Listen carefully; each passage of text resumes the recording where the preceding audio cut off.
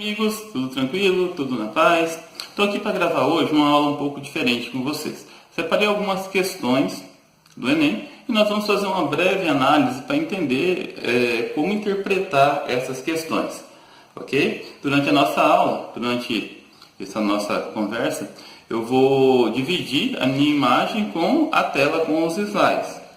O tema de hoje da nossa aula, ok? É agropecuária. Então, são 6 questões que caíram no Enem de 2016, que o tema abordado, que eu escolhi para a gente debater hoje, foi agropecuária. Então, vamos lá. Olhe nos slides. Questão 47 do Enem de 2016, segunda aplicação. Vamos lá, acompanhe o texto comigo. A modernização da agricultura, também conhecida como Revolução Verde, ficou marcada pela expansão da agricultura nacional. No entanto, trouxe consequências como o empobrecimento do solo, o aumento da erosão e dos custos de produção, entre outros. Atualmente, a produção com a agricultura sustentável tem suscitado práticas como a adubação verde, que consiste na incorporação ao solo de fitomassa de espécies vegetais distintas, sendo as mais difundidas as leguminosas. É um texto do Anunciação, texto de suporte. Vamos lá, o comando da questão. A utilização de leguminosas nessa prática de cultivo visa reduzir Então está pedindo para a gente poder analisar entre as alternativas a que melhor se encaixa com o texto de suporte. Então nós temos aqui utilização de agrotóxico, atividade biológica do solo, necessidade do uso de fertilizante. Olha só, está falando da modernização da agricultura, da Revolução Verde, mas também fala da questão do empobrecimento do solo. Então, o uso de agrotóxicos aqui não encaixa. O uso biológico do solo também não. Decomposição da matéria orgânica, ok? Capacidade de armazenagem de água no solo. Bom, como vocês podem observar, a chamada do enunciado pede como resposta correta a necessidade do uso de fertilizante. Até porque, se você observar o empobrecimento do solo e o uso de leguminosas, como o caso da soja, como o caso do milho, ele precisa estar sempre sendo reposto os fertilizantes. E a Revolução Verde entrou nesse contexto, o uso de fertilizantes, maquinários agrícolas. Ok, pessoal, vamos para a questão 2. Bom, a nossa segunda questão foi a questão 1, da segunda aplicação do Enem 2016, e vem com 2 textos de suporte. Essas questões que vêm com 2 textos de suporte são questões normalmente de nível difícil, tá? Texto 1. O cerrado brasileiro apresenta diversos aspectos favoráveis, mas tem como problema a baixa fertilidade do solo, a grande maioria é ácido, com baixo pH. Está fazendo uma breve reflexão sobre o bioma cerrado, que tem um solo laterítico com pH bastante baixo, muito ácido. Texto 2. O crescimento da participação da região central do Brasil na produção de soja foi estimulado, entre outros fatores, por avanços científicos em tecnologias para o manejo de solo. Ok, então está fazendo uma complementação da primeira questão, não é verdade? A Revolução Verde trabalhou bastante nessa questão das tecnologias, avanços tecnológicos, avanços de fertilizantes químicos. Vamos para o comando da questão.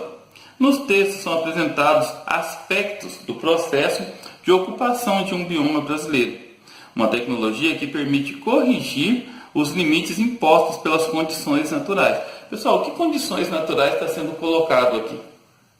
Primeiro, a questão do manejo do solo. No texto 2, a questão do manejo do solo que precisa de mecanização. E no texto 1, está falando a questão da acidez do solo. Quando o solo é muito ácido, o que a gente usa para corrigir essa acidez? O calcário, a calagem. Ok? Então, essa é a resposta correta. Hidroponia não que é uma prática de você utilizar água para determinadas culturas, como as verduras. Terraceamento é aquela prática quando o solo ele é muito inclinado, você vai aplicando aquela cultura em degraus para aproveitar o solo, muito comum na Ásia. Cultivo orgânico não tem referência, não é verdade? Rotação de culturas também não. Apesar de ser muito comum na região de Cerrado a gente aplicar a rotação de cultura para não enfraquecer o solo. Mais uma questão, pessoal, essa já foi da primeira aplicação. Ok, vamos lá então. Olho na questão, nos slides. Participei de uma entrevista com o músico Renato Teixeira.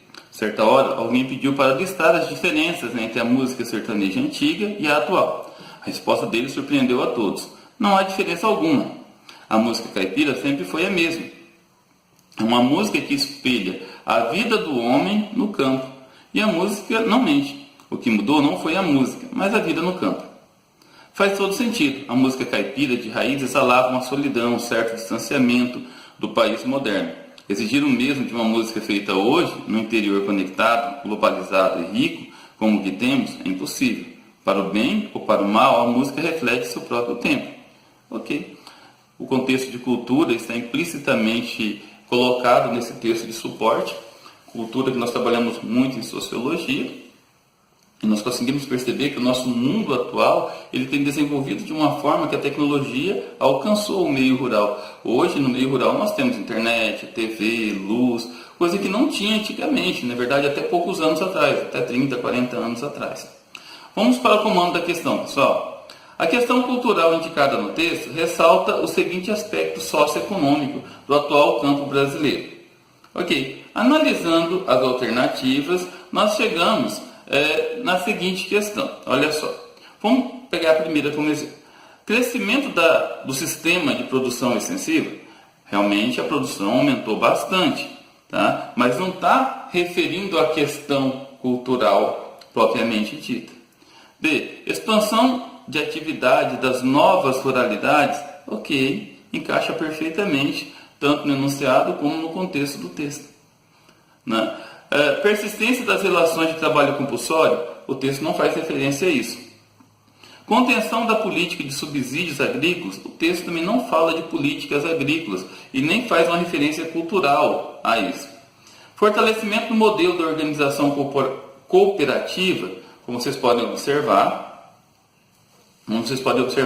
nem o texto de suporte, nem o comando faz uma referência a essa questão das cooperativas. Vamos para mais uma questão, pessoal. O bioma cerrado foi considerado recentemente um dos 25 hotspots da biodiversidade mundial, segundo uma análise em escala mundial das regiões biogeográficas sobre áreas globais prioritárias para a conservação. O conceito de hotspot foi criado tendo em vista a escassez de recursos direcionados para a conservação, com o objetivo de apresentar os chamados pontos quentes, ou seja, os locais para os quais existe maior necessidade de direcionamento de esforços, buscando evitar a extinção de muitas espécies que estão altamente ameaçadas por ações antrópicas.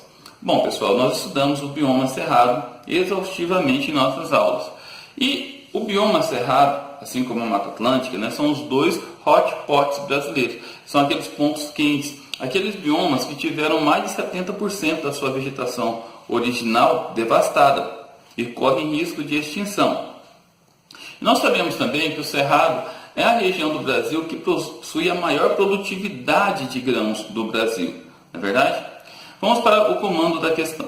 A necessidade desse tipo de ação na área mencionada tem como causa, olha só, nós sabemos que o Cerrado virou um hotspot depois que foi introduzido várias práticas agrícolas, monoculturas, na verdade, aqui na nossa região do Cerrado, aqui no Brasil. Então, várias práticas, como o cultivo da soja, milho, algodão, foram inseridas, tá? Então, olha só, vamos observar as questões. Intensificação de atividade turística, e lógico, porque o Cerrado não tem essa pretensão.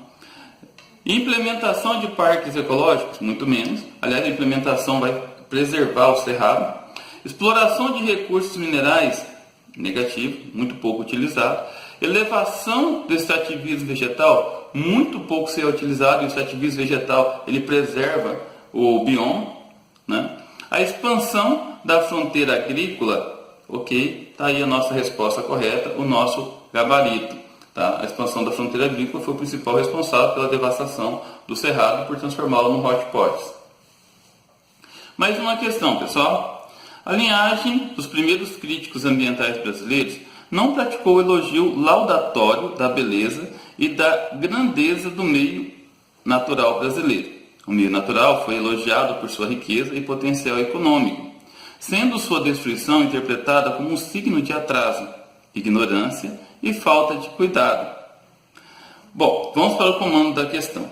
Descrevendo a posição dos críticos ambientais brasileiros dos séculos 18 e 19, o autor demonstra que, via de regra, eles viam o meio natural, olha só, como que as pessoas viam o meio natural no Brasil. O meio natural do Brasil nada mais era que uma ferramenta para o avanço da nação. O cerrado, a floresta amazônica, a mata atlântica, era o que, pessoal? Na verdade, era uma ferramenta para poder alavancar a economia da nação. Tá? E é uma questão bastante fácil da gente interpretar. Ok? Se a gente observar as demais questões, dádiva divina para o desenvolvimento social, negativo, né? Paisagem privilegiada para valorização fundiária, muito menos a estrutura fundiária ela é valorizada pelas benfeitorias. Limitação topográfica para a promoção da urbanização, também não, até porque as nossas regiões onde tem práticas agrícolas é bem plano, né? Poderia muito bem ter sido urbanizado. Obstáculo climático, né? Claro que não, a nossa região, o clima é tropical e muito boa para as práticas agrícolas. Pessoal, é isso aí, foram 6 questões, pouco mais de 10 minutos, a menos de 12 minutos, nós conseguimos analisar todas as questões.